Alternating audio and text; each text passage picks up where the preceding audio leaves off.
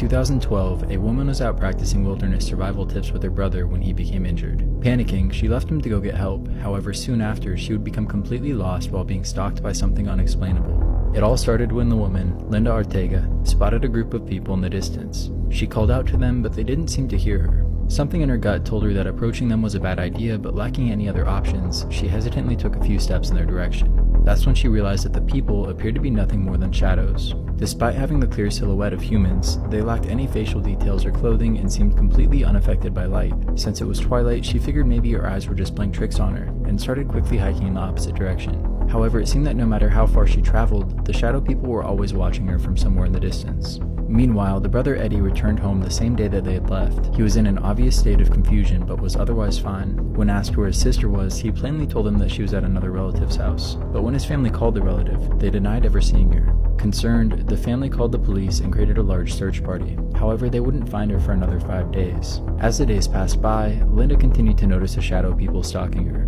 However, on one of the days, she actually encountered a distant group of seemingly normal hikers. She called out to them, but once again, they didn't seem to hear her. She ran towards them, desperately seeking help, but even when she was right in their faces, the hikers never even turned their heads. After days of fighting for her life, Linda finally heard someone calling out her name. Figuring that this might just be another sort of hallucination or trick, she cautiously started walking in its direction. But finally, it was just a search party that was out looking for her. In the end, police determined that there was no foul play and figured that the brother and sister may have accidentally ingested some of the wrong berries and concluded their investigation.